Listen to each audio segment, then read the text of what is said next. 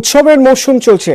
উৎসবের মরশুম মানেই একটু যেন নিয়ম ভাঙা, যদিও এবার আরও অনেক বেশি কড়াকড়ি করার সময়। তার কারণ নিউ নর্মাল লাইফ, করোনা বিধি রয়েছে। কিন্তু সেই কড়াকড়ির মধ্যেও মানুষ ফাঁক খুঁজে বেহিসেবি হওয়ার। কিন্তু বেহিসেবি হলেই বিপদ, সবচেয়ে বেশি বিপদ যাদের ডায়াবেটিস আছে। আজ বিশ্ব ডায়াবেটিস ডে এবং আজকের দিন মানুষকে সতর্ক করার দিন, মানুষকে সাবধানে থাকতে বলার দিন। কারা বলবেন? আমার সঙ্গে রয়েছেন বিশেষজ্ঞ চিকিৎসকরা। বিশেষজ্ঞরা রয়েছেন, আপনাদের সঙ্গে আলাপ করিয়ে দেব। আমার সঙ্গে এই মুহূর্তে রয়েছেন ডক্টর কৌশিক পণ্ডিত, বেলভিউ ক্লিনিকের কনসালটেন্ট এন্ডোক্রিনোলজিস্ট ও ডায়াবেটোলজিস্ট, RSSDI ওয়েস্ট বেঙ্গল চ্যাপ্টারের সম্পাদক। ডক্টর কৌশিক, আপনাকে স্বাগত নিউজ 18 বাংলায়। আমার সঙ্গে রয়েছেন ডক্টর অজিতেশ রায়, এন্ডোক্রিনোলজিস্ট ও diabetologist, Ramakrishna Mission diabetic association of ইন্ডিয়ার ওয়েস্ট বেঙ্গল সদস্য। আপনাকেও স্বাগত জানাচ্ছি। এবং আমার সঙ্গে রয়েছেন এন্ডোক্রিনোলজিস্ট ও diabetologist, PG hospital, doctor Rana Bhattacharya এবং ডায়াবেটিক অ্যাসোসিয়েশন অফ ইন্ডিয়ার ওয়েস্ট বেঙ্গল সদস্য তিনি। এবং আমার সঙ্গে রয়েছেন ডক্টর দেবাশিস বসু, ডায়াবেটোলজিস্ট এবং প্রিভেন্টিভ কার্ডিওলজিস্ট। আপনাদের সবাইকে নিউজ 18 বাংলায় স্বাগত। উৎসবের মরশুম, কিন্তু মানুষ যাতে সতর্ক থাকেন, মানুষ যাতে সাবধানে থাকেন, তার জন্যই এই উৎসবের মাঝেও আমাদের এই অনুষ্ঠান। এবং আমাদের সঙ্গে দর্শক থাকবেন কিছুক্ষণ পরে। আমাদের ফোন লাইন আমরা খুলে দেব, আপনারা ফোন করতে পারেন, বিশেষজ্ঞদের কাছ থেকে জেনে নিতে পারেন, আপনাদের যা যা প্রশ্ন আছে শুনে নেবেন তাদের পরামর্শ। তবে প্রথমে আমি একবার ডক্টর কৌশিক পণ্ডিতের সঙ্গে কথা বলবো, তার কাছ থেকে একবার জেনে নিতে চাইবো। সবসময় চিকিৎসকরা বলছেন ডায়াবেটিস যদি কারো থাকে সেক্ষেত্রে কোভিডে তার আশঙ্কা বেশি। ডায়াবেটিস হলে কি কোভিড হওয়ার আশঙ্কা বেশি? ডক্টর পণ্ডিত, প্রথমে আপনার কাছ থেকে একটু জানতে চাইবো। হ্যাঁ, ডায়াবেটিস এবং কোভিড এই দুটোই তো সমাজে সবসময় আছে। কোভিড রিসেন্টলি এসেছে। তবে এই কথাটা মনে রাখতে হবে যে যাদের ডায়াবেটিস আছে তাদের যে কোভিড হওয়ার সম্ভাবনা বেশি তা হয়তো নয়, কিন্তু এটা সত্যি যে যদি কারোর ডায়াবেটিস থাকে এবং তার ডায়াবেটিস যথেষ্ট কন্ট্রোল না থাকে তাহলে তার ক্ষেত্রে অন্য ভবিষ্যৎ সম্ভাবনাগুলি খারাপ। অর্থাৎ তার কোভিড হলে তার ক্ষেত্রে বিপদের সম্ভাবনা বেশি। অতএব এতদিন আমরা জানতাম যে ডায়াবেটিস কন্ট্রোল ভালো রাখতেই হয়, এই কোভিড হওয়ার সময় এইটা হয়তো আরেকটা জরুরি কারণ যার জন্য ডায়াবেটিস কন্ট্রোলটা আরো ভালোভাবে আমাদেরকে যথেষ্ট সংযত রাখতে হবে।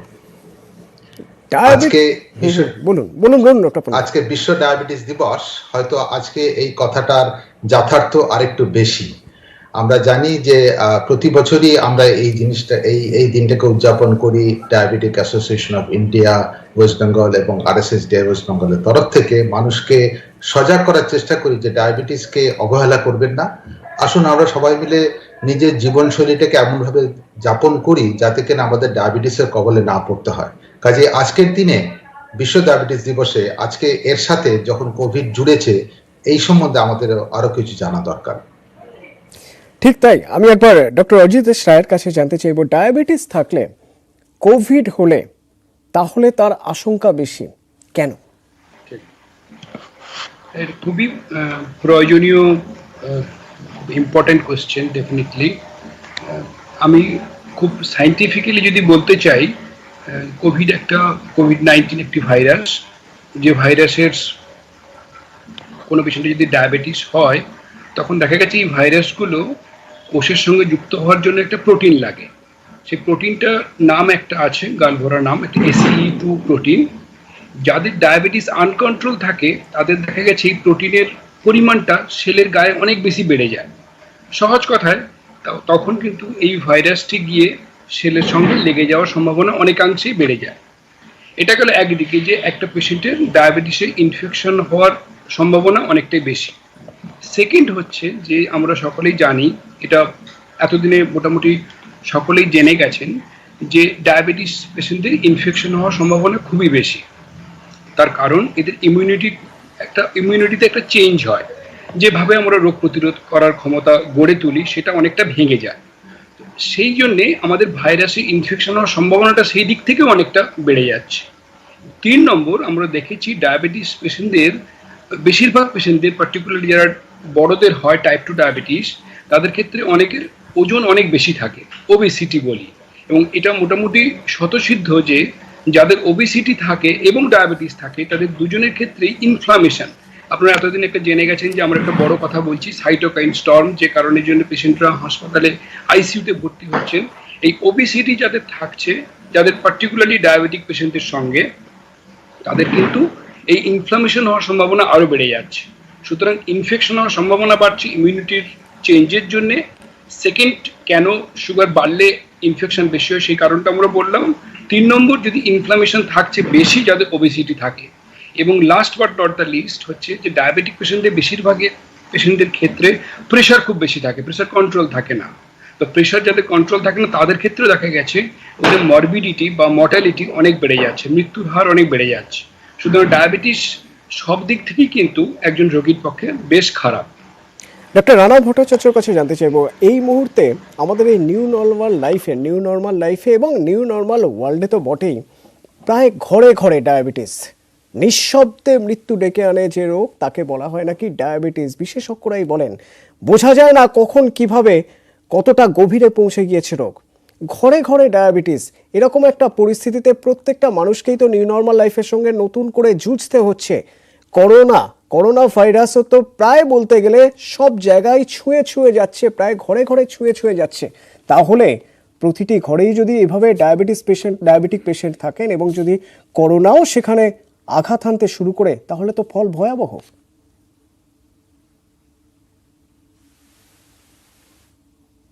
একসাথে থাকলে আপনারা তো সবাই শুনলেন যে করোনার ভয়াবহতা অনেক গুণ বেড়ে যায়। তো এখানে এই ব্যাপারটা যে ডায়াবেটিস এই সময় যে সমস্যাটা আরো অ্যাডিশনালি হচ্ছে, যে করোনার জন্য অবশ্যই সবাই ঘরবন্দি হয়ে পড়েছেন, কারণ বাইরে বেরোলে যত মানুষের সাথে ইন্টারাকশন হবে তত ইনফেকশন হওয়ার চান্স বেশি। তার জন্য কয়েকটা সমস্যা হচ্ছে। প্রথম, অনেকের ক্ষেত্রেই এক্সারসাইজের পরিমাণ অনেকটা কমে যাচ্ছে। 2 নম্বর যেটা হচ্ছে, অনেকেই যে আগে যত ফ্রিকোয়েন্টলি ব্লাড টেস্ট করাতেন সেটা করাতে পারছেন না, বা যারা চিকিৎসকদের সাথে যেভাবে দেখাতে পারতেন সেটা দেখাতে পারছেন না। সেই কারণে অনেকেরই ডায়াবেটিস কিন্তু এই অবস্থায় ভীষণ রকম আনকন্ট্রোলড হয়ে যাচ্ছে। এবং আমরা দেখছি যে ডায়াবেটিসের যে নানা রকম ইমার্জেন্সি, যেটা খুব হাই ব্লাড সুগার হলে হতে পারে, সেগুলো নিয়ে কিন্তু অনেকেই হাসপাতালে ভর্তি হয়েছেন এই সময়ের মধ্যে।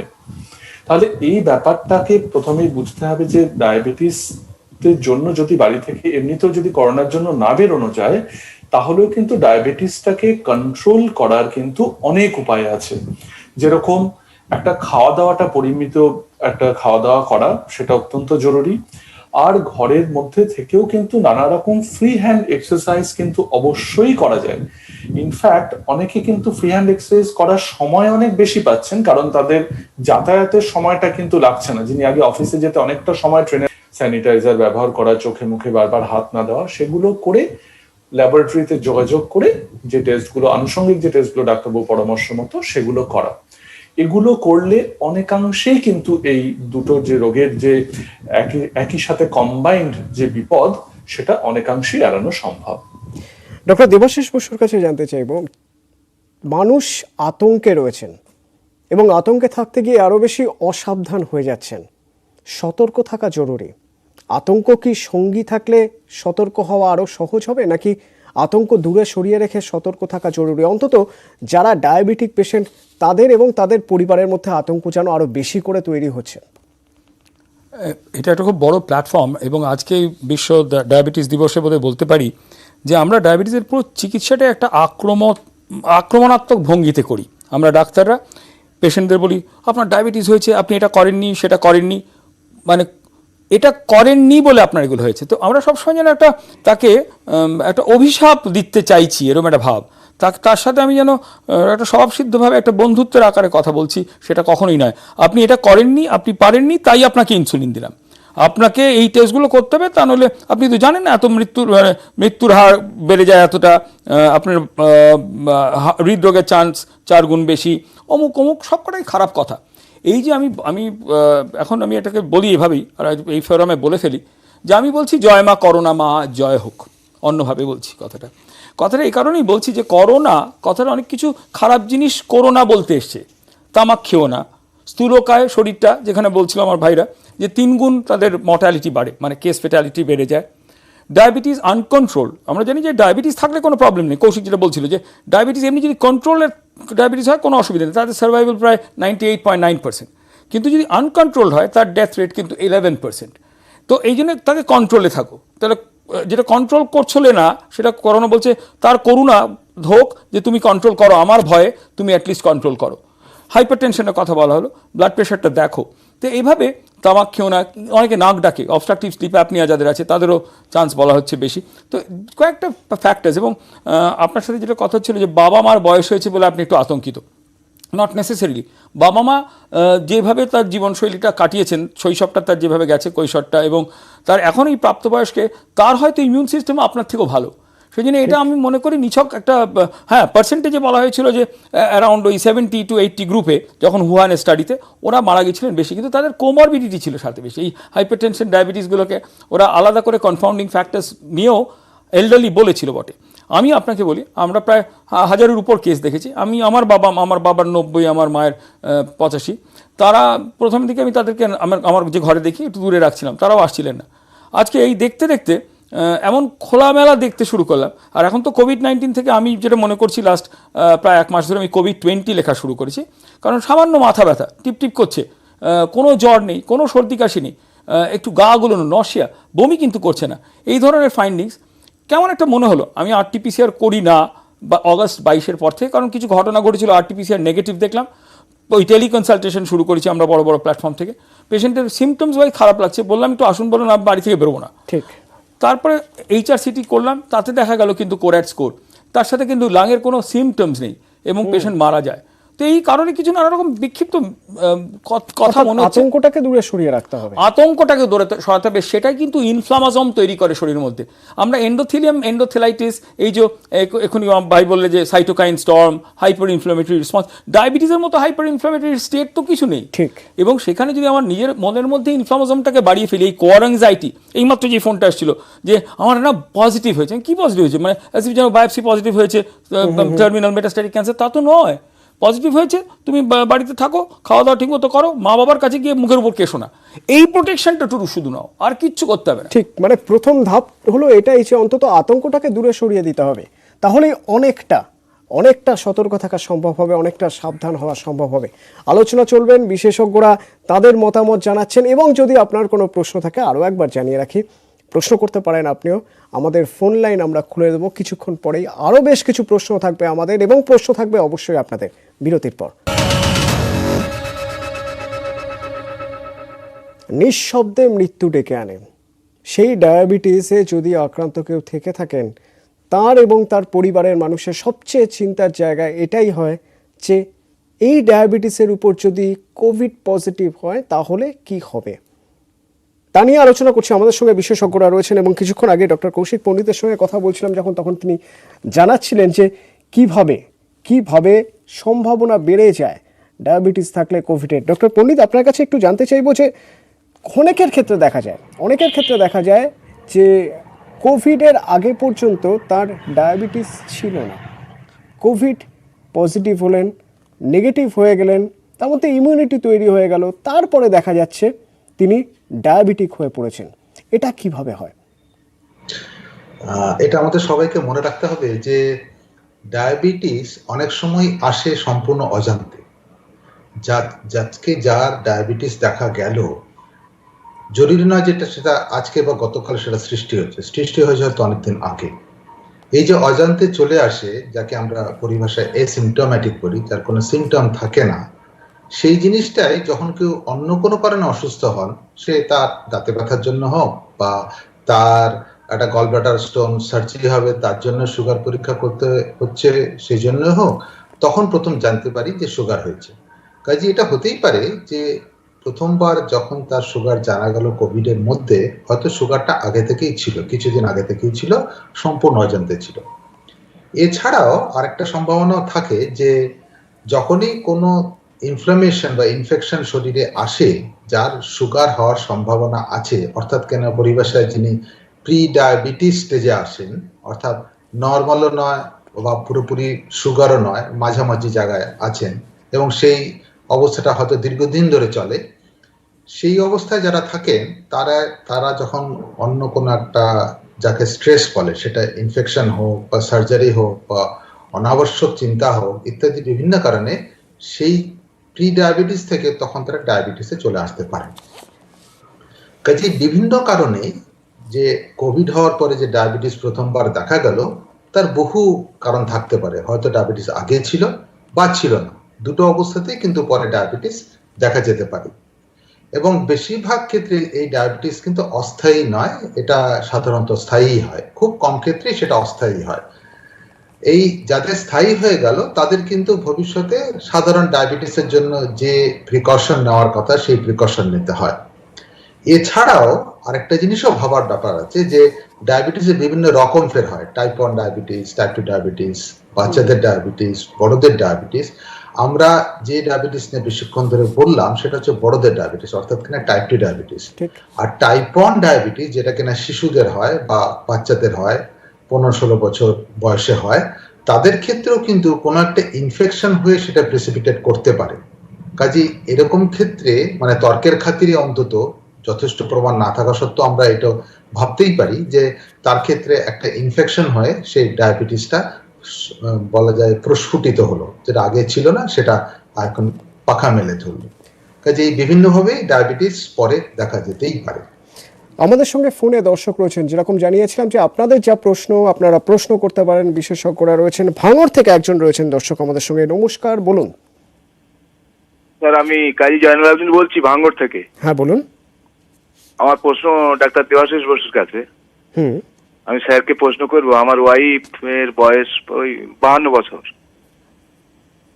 ও সুগারে ডায়াবেটিস রোগী এখন, মানে স্বাভাবিকের থেকে একটু বেশি। তা ওনাকে খাওয়ানো হয়, মানে আমার ওয়াইফকে খাওয়াই TLG20, অ্যাট্রিন 10 এবং গ্লাইকোমেট SR 850 এইভাবে নিয়মিত খেয়ে যাচ্ছে। তা আমার প্রশ্ন, কি চিরদিন এইভাবে খেতে হবে? খুব ভালো প্রশ্ন। আপনার বাড়িতে কোনো শিশু সন্তান আছে যার পড়ার জন্য কোনো মাস্টারমশাই রাখা হয়েছে? না, আমি 2 কন্যার জনক, তারা সবাই বিবাহিত। আচ্ছা, এবার সেই বাচ্চাগুলো যখন ছোট ছিল একজন মাস্টারমশাই আসতেন, তিনি সেই বাচ্চাটি ইতিহাসে ভালো ছিল না, তার ইতিহাসের মাস্টারমশাই এলো, ইতিহাসের তার 40 পেয়েছিল নম্বর, তাকে 80 পাওয়াতে হবে, মাস্টারমশাই সেইভাবে প্রিপারেশন নিয়ে এলো। তাহলে তাকে আমরা কি করে বুঝবো সে 80 পেলো কিনা? তাকে একটা পরীক্ষা দিতে হবে। তো আপনি যেটা বললেন, নানা রকম ওষুধের কথা বললেন, ওয়াইফের ডায়াবেটিস বললেন একটু বেশি, আমাদের ঠিক না সংজ্ঞাভাবে আমরা একটু বেশি কিংবা ওরমভাবে বলি না, বলি ডায়াবেটিস আছে কি নেই। হ্যাঁ, মানে একজন প্রেগনেন্ট কিংবা প্রেগনেন্ট নয়, এরকমই। তো সেইভাবে উনি যদি ডায়াবেটিস ওনার থাকে, ডায়াবেটিসের সেই সংজ্ঞা অনুযায়ী ওনাকে আমরা নর্মাল করতে গেলে তার সংজ্ঞা আছে যে সেটা কত নিচে ফাস্টিংয়ের উনি আমরা ঠিক করে নেবো। যে ওনার বয়স 40, তাহলে ওনার ফাস্টিংটা 100 মধ্যে রাখতে পারলে 110-এর মধ্যে ঠিক আছে। ওনার পিপি ব্লাড সুগার, যেটা খাওয়ার শুরুর থেকে 2 ঘন্টার মধ্যে আমরা দেখি, সেটা আমরা যদি আমাদের মতো করে সাজিয়ে নিই কম বয়স বলে, এবং অন্যান্য রোগ নেই যদি না থাকে যদি, তো 140 করলাম। আর HbA1c যেটা আমরা 3 মাসের গড় বলি, সেটাকে আমরা যদি ওই 6.5-6 করতে চাই, তাহলে আমার ওষুধপত্রগুলো আমাকে দিতে হবে এবং সেই অনুযায়ী টেস্টগুলো করতে হবে। এটাকে বলে মনিটরিং। ডায়াবেটিস চিকিৎসার মূল হাতিয়ার হচ্ছে মনিটরিং। আমরা এক গাদা ওষুধ একবারে দিয়ে ছেড়ে দিলাম এবং তারপর সে চড়ে খেলো, দেখা গেল ইনসুলিন আমরা ডাক্তাররা লিখি 24 আর 10 সকালে এবং রাতে, পেশেন্ট 4 মাস আর এলোই না। হয়তো তার কয়েকদিন পরে ছেলেটা ন্যায় হয়ে ফিরে এসে বললো যে আপনি ইনসুলিন দিয়েছিলেন, বাবা চলে গেল। হয়তো সে দেখেনি কোনো সুগার, ইনসুলিন তো তার ঠিকুচি কুষ্টিতে লেখা ছিল যে কত ডোজ হবে, কিন্তু তার 3 দিন পর তার 3বার হাইপোগ্লাইসিমিয়া রাতে হয়ে গিয়ে তার ন্যাচারালি ডায়াবেটিসের পেশেন্ট মানেই তার হার্টের কোনো সমস্যা থাকে, তার একটা হার্ট অ্যাটাক হয়ে হয়তো মারা গিয়েছিল। আপনাকে যেটা করতে হবে ভাই, গ্লুকোমিটার কিনতে হবে। যেটা বলছিলেন আমার ভাই রানা, বলছিলেন যে ঘরে ঘরে যদি এখন এই মোবাইল ফোন থাকে তাহলে একটা গ্লুকোমিটার, এখন আবার সবাই করোনা মায়ের জন্য অক্সিমিটার কিনছে, সেরকম একটা গ্লুকোমিটার প্লিজ কিনবেন, তাহলে ওই করোনা মা হয়তো আপনার বাড়িতে আর আসবে না এবং আপনার স্ত্রীও খুব ভালো থাকবেন।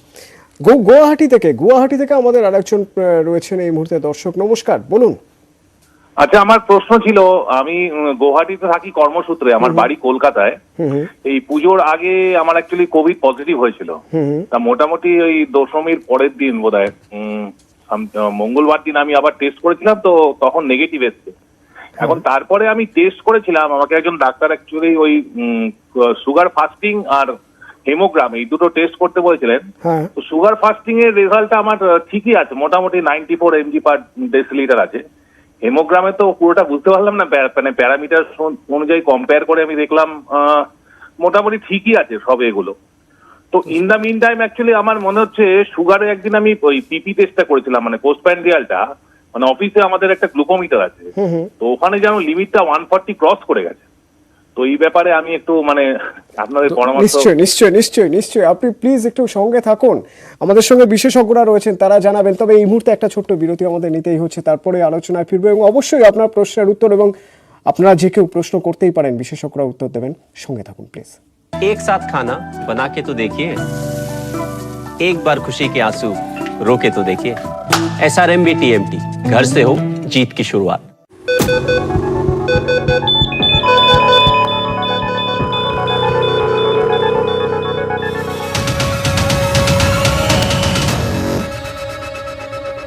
না জানা থেকেই অসাবধান হয়ে যাওয়া হয় এবং অসাবধান হওয়ার পরেই একটা সময় নিঃশব্দে থাবা বসায় ডায়াবেটিস।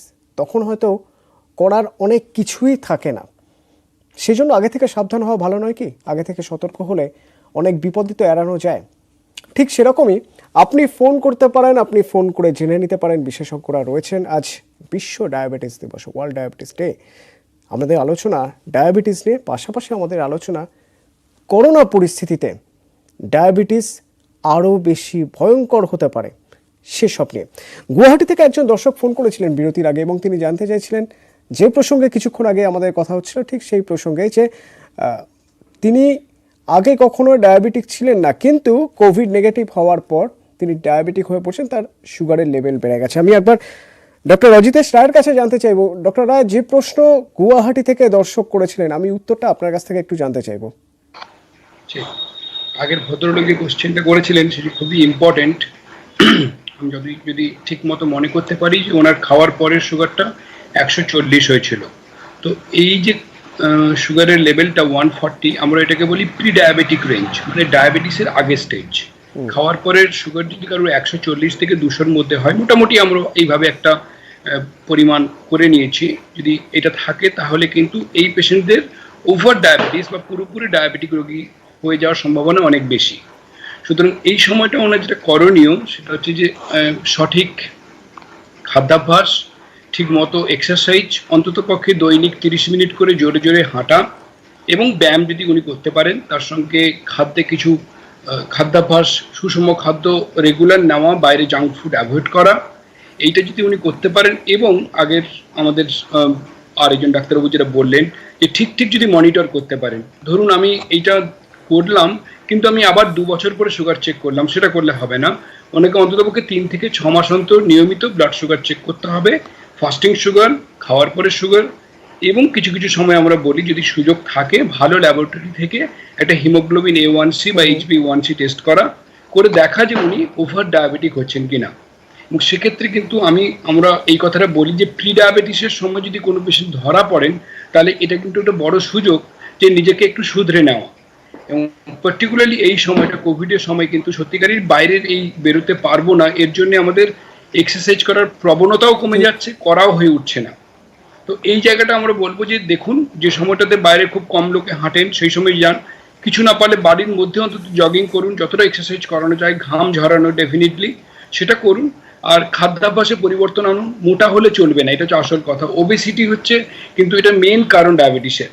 তো এই সময়টা আমাদের এই সব কিছু চেঞ্জ হয়ে গেছে বলে মোটা হওয়ার সম্ভাবনা খুব বেড়ে গেছে, সেটা চেঞ্জ করব, রেগুলার মনিটর করব, কিন্তু এটা আমাদের কাছে সুযোগ যে আমরা ডায়াবেটিস রোগী হব না, এই প্রি ডায়াবেটিক রেঞ্জ থেকেই আবার নর্মাল রেঞ্জে ফিরে যাব। ঠিক তাই। ডক্টর রায় আমাদের সঙ্গে থাকুন প্লিজ। আমাদের সঙ্গে দর্শক রয়েছেন দুজন, একজন সিঙ্গুর থেকে রয়েছেন, একজন জিরাট থেকে রয়েছেন। সিঙ্গুর থেকে যিনি রয়েছেন তার সঙ্গে একটু কথা বলে নিতে চাইবো। নমস্কার, বলুন।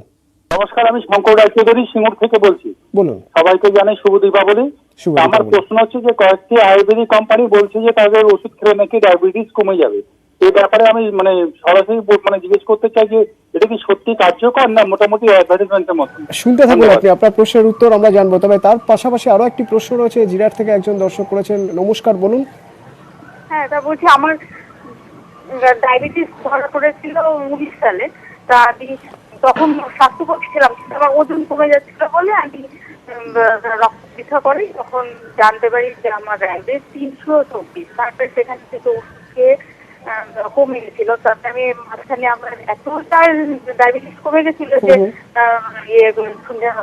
বয়স হয়ে গেছিল। তারপরে ওষুধ খাওয়া কমিয়ে দিয়েছিলাম। তারপরে এই রিসেন্ট আবার পরীক্ষা করে আমার গায়ে রেস করিয়েছিল যে হচ্ছে গায়ের মধ্যে রক্ত জমে যাচ্ছিল। তারপরে স্কিনের ডাক্তার দেখায়, তিনি বললেন যে আপনার বোধহয় ঠিক সেক্ষেত্রে আপনি কি করবেন? আপনি শুনতে থাকুন প্লিজ, আপনার প্রশ্নের উত্তর ডক্টর দেবাশিস বসুর কাছে নেব। তবে তার আগে ডক্টর রানা ভট্টাচার্যের সঙ্গে একবার কথা বলবো। যে প্রশ্ন সিঙ্গুর থেকে কিছুক্ষণ আগেই এসেছিল, সেই প্রশ্নের উত্তর আপনার কাছ থেকে জানতে চাইবো। অর্থাৎ আয়ুর্বেদিক ওষুধের কথা বলছিলেন উনি। হ্যাঁ, এই ব্যাপারে যেটা বলার, যে কোনো ওষুধই সবসময় আমরা নির্ভর করি যে প্রমাণের ওপর। অর্থাৎ আমরা যে সুগারের ওষুধগুলো ব্যবহার করি, মডার্ন মেডিসিন আমরা যেটাকে বলি, সেটাতে আমরা যে সুগারের মেডিসিন গুলো ব্যবহার করি সেগুলো কিন্তু বহু লক্ষ লক্ষ রোগীর ওপর বিভিন্ন স্টেজে, আপনারা বুঝতেই পারছেন এখন যেরকম কোভিড এর ভ্যাকসিন নিয়ে নানা রকম খবর বেরোচ্ছে, আপনারা বুঝতেই পারছেন যে একটা ওষুধ ডেভেলপ করা অনেকগুলো স্টেজের মধ্যে দিয়ে তবেই সম্ভব। তো এবার এই প্রত্যেকটি ওষুধ আমরা যেগুলো ব্যবহার করি সেগুলো কিন্তু বহু মানুষের ওপর ব্যবহার হয়েছে এবং দেখা গেছে যে সেটা কতটা এফেক্টিভ, কতটা কার্যকরী এবং তাদের সাইড এফেক্ট কতটা আছে। তো আপনার প্রশ্ন কিছু আয়ুর্বেদিক ওষুধ নিয়ে। যে কোনো ধরনের ওষুধই না, সেটা যে কোনো প্যাথিরই হোক, কখনোই কারোর কোনো ক্লেম দেখে কোনো রকম কোনো ওষুধ খাওয়া উচিত নয়। আপনার যদি মনে হয় যে আপনি আয়ুর্বেদিক চিকিৎসা করবেন, অবশ্যই করতে পারেন, সেটা আপনার চয়েস। কিন্তু সেক্ষেত্রে সবসময় উচিত হবে যে একজন তাহলে আয়ুর্বেদিক বিশেষজ্ঞের কাছে গিয়ে তিনি যে ওষুধ সাজেস্ট করবেন সেই মতো খাওয়া। ক্লেম দেখে কোন রকম ওষুধ খাওয়ার কথা নয়, এক। আর 2 নম্বর ভীষণ গুরুত্বপূর্ণ কথা, যে কোনো প্যাথিতেই কখনোই কেউ ক্লেম করতে পারেন না যে ডায়াবেটিস সম্পূর্ণভাবে সেরে যাবে। ডায়াবেটিসের যে কোনো চিকিৎসায় ডায়াবেটিস কন্ট্রোল করার জন্য আমরা যে ওষুধগুলো ব্যবহার করি সবই ডায়াবেটিস কন্ট্রোল করার জন্য। ডায়াবেটিস সম্পূর্ণভাবে সেরে যায় কিছু সংখ্যক মানুষের ক্ষেত্রে, খুবই কম সংখ্যক। একটা উদাহরণ হচ্ছে গর্ভাবস্থার ডায়াবেটিস, একটা হচ্ছে কোনো পার্টিকুলার স্টেরয়েড বা এই জাতীয় ওষুধ খেয়ে ডায়াবেটিস, বা কোনো ইনফেকশন, ইভেন কোভিডেও সাময়িক ডায়াবেটিস, যেটা অনেক সময় পরে কমে যেতে পারে। কিন্তু তা বলে যে সাধারণ গড়পড়তা যে ডায়াবেটিস, যেটা আমাদের ক্ষেত্রে হয়তো 99.9% ক্ষেত্রে সেটা সেরে যাবে বলে কিন্তু কারোরই ক্লেম করার কথা নয়, এবং সেটা বেআইনি। ডক্টর বসুর কাছে জানতে চাইবো, জিরাট থেকে যিনি প্রশ্ন করেছেন সেই প্রশ্নের উত্তর আপনার কাছ থেকে নেব। ওনার ডায়াবেটিস ধরা পড়েছে 1 বছর হলো, এবং উনি যেটা বললেন যে ওনার বিভিন্ন যে এই যে কমপ্লিকেশনস, উনি ভাবছেন যে ব্লিডিং, বিভিন্ন রকম কমপ্লিকেশনসের কথা ওনার আসছিল মনে। এর জন্য আমি একটাই কথা বলবো যে উনি যে ডায়াবেটোলজিস্টকে দেখাচ্ছেন, যার চিকিৎসক, তার সাথে রেগুলার কন্ট্যাক্টে থাকতে হবে। আজকে এই করোনা ভাইরাসের সময় আমরা ওই দূরত্ব, মানে সামাজিক দূরত্বটা বোধহয় বেশি করে ফেলেছি। কথাটা বোধহয় অতটা খারাপ নয়, যেভাবে আমরা একটা প্রতিকার বোধহয় আজকে এই সময় করে ফেলা উচিত, যেটা সামাজিক দূরত্ব নয়। কিন্তু আমরা সামাজিক দূরত্ব আমাদের অনেকদিন আগেই হয়ে গিয়েছিল।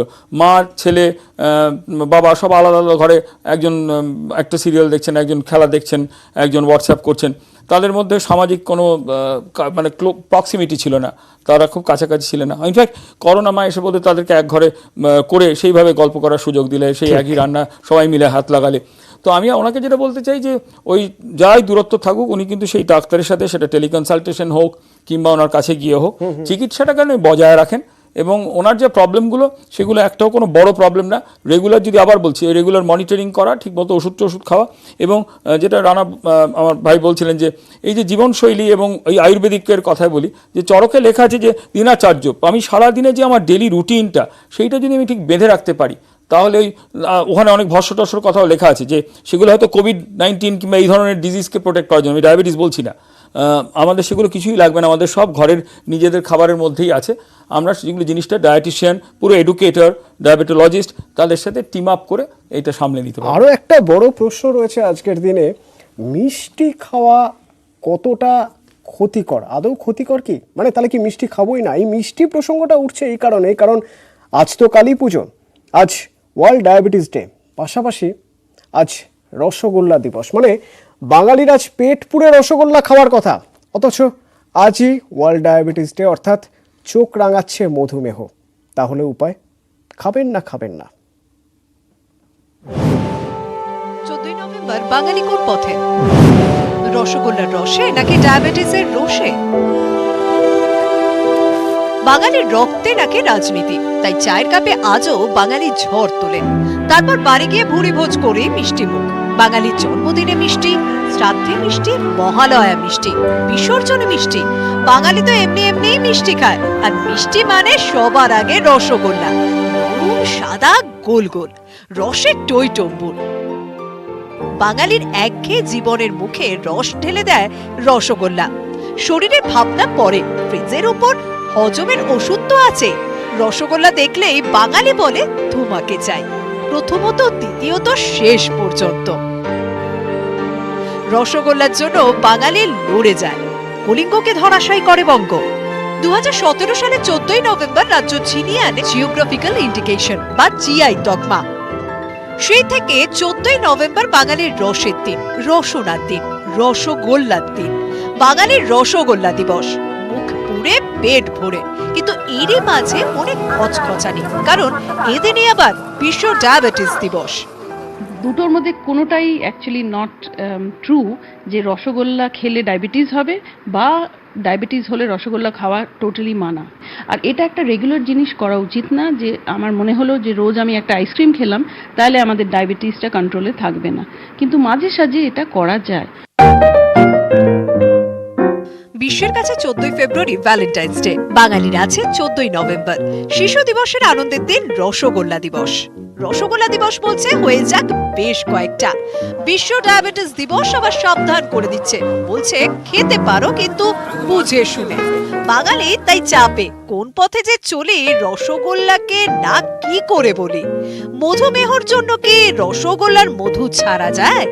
বাঙালি চায় 12 মাসই হোক এমন মধু মাস, প্রতিদিনই হোক রসগোল্লা দিবস, বাঙালির জীবন কাটুক রসে বসে। নিউজ 18 বাংলা। খুব গুরুত্বপূর্ণ দুটো প্রশ্ন। মিষ্টি খেলে কি ডায়াবেটিস হয়? বেশি মিষ্টি খেলে। আর ডায়াবেটিস হলে কি মিষ্টি খাওয়া বারণ? এই প্রশ্নের উত্তর বিশেষজ্ঞরা দিতে পারবেন বিরতির পর। দেখতে থাকুন।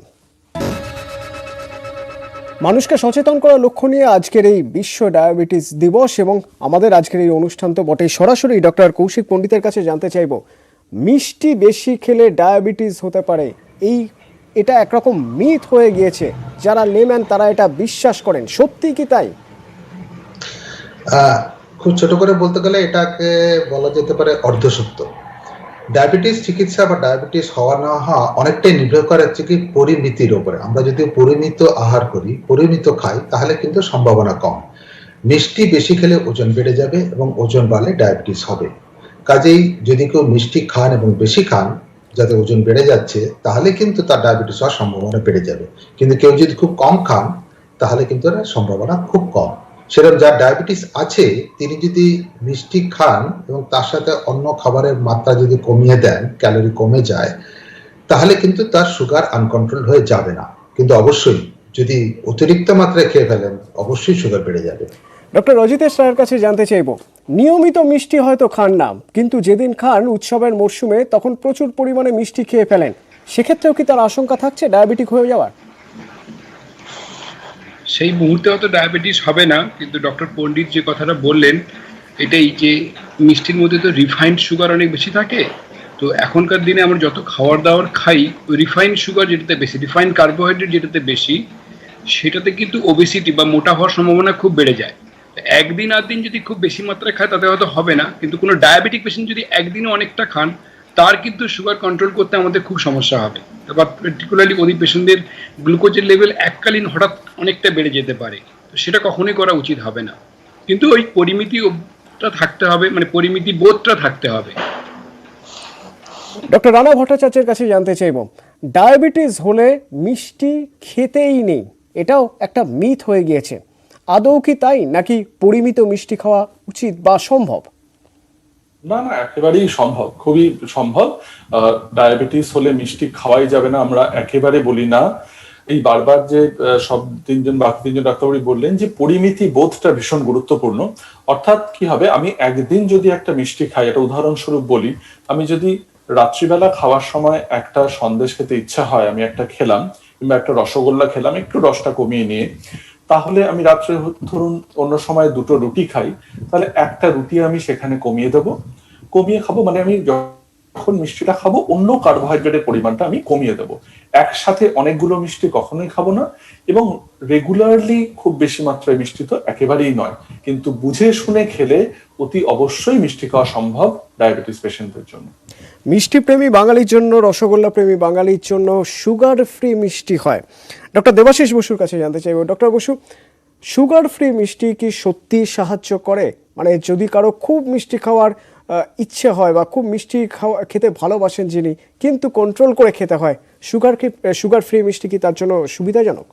দেখুন, সুগার ফ্রি জিনিসটা একটা আর্টিফিশিয়াল সুইটনার, সেটা কিছু ক্ষেত্রে ন্যাচারাল হয়, যেরকম স্টিভিয়া আমরা এখন ইউজ করি, আর কিছু ক্ষেত্রে কেমিক্যাল যেগুলো আমরা আগে ইউজ করতাম, অ্যাসপার্টাম, অ্যাসিসালফেম প্রেগনেন্সিতে দেওয়া হয়, তো ব্যবহার করতে পারে।